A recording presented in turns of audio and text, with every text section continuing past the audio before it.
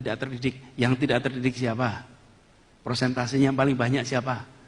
Ketika yang bekerja dan tidak bekerja siapa? Yang paling besar siapa? Jadi, saya melihat kalau kita ingin memajukan umat Islam, ingin memajukan, maka kita memajukan agenda-agenda utama bangsa, otomatis itu akan membereskan persoalan di umat Islam.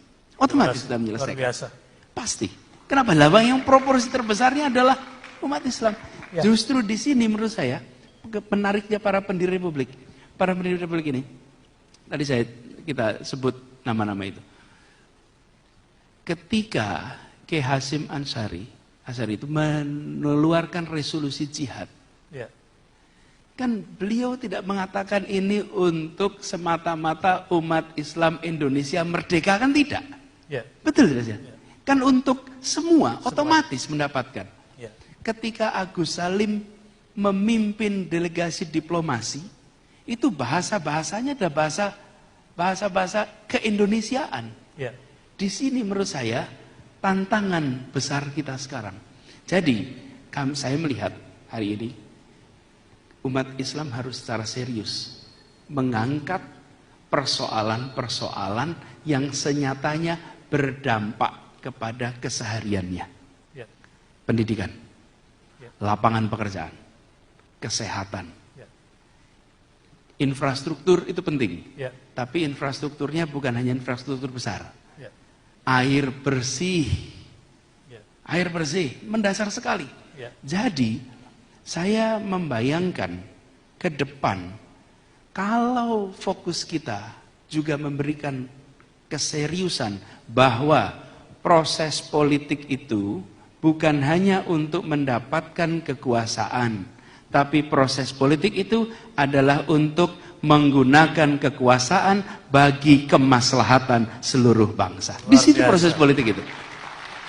Sehingga ketika umat Islam berpolitik untuk menghasilkan sesuatu, untuk mendapatkan perubahan. Lihat apa yang terjadi di Turki. Ya.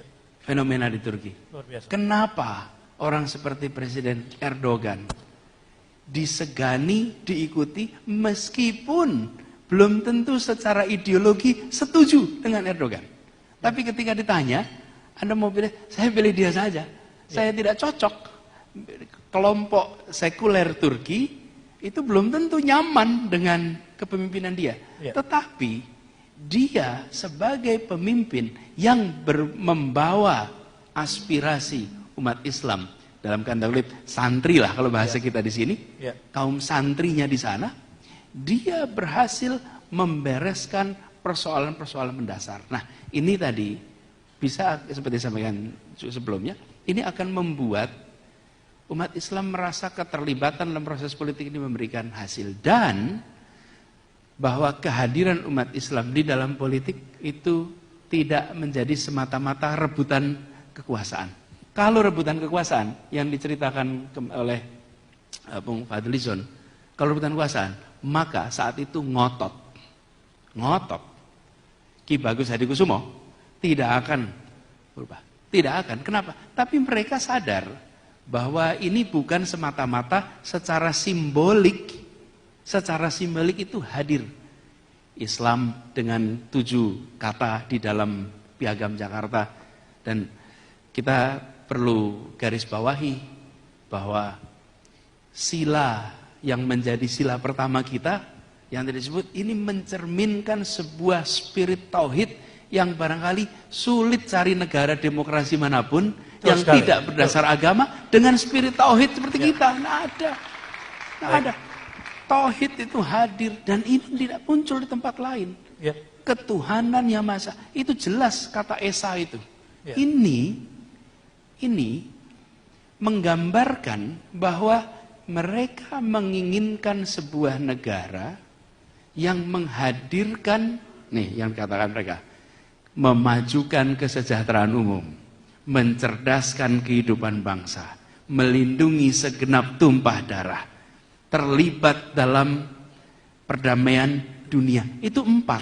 Ya. 4 itu yang mau dihadirkan. Jadi, apapun identitas-identitasnya, mereka bilang, oke dah, yang identitas kita pinggirkan dulu. tapi 4 ini loh kita menghadirkan. Ya. Nah, sekarang menurut saya ini PR kita.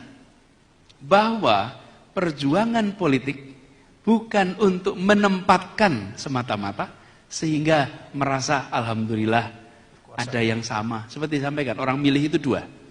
Karena sesuatu yang dia merasa sama dan sesuatu yang dia harapkan. Sama itu bisa jenis kelamin, bisa agama, bisa suku, bisa kebiasaan, macam-macam, kesamaan. Nah, tetapi kita sudah harus melampaui itu. Dan saya melihat bangsa Indonesia hari ini sudah makin siap dan umat Islam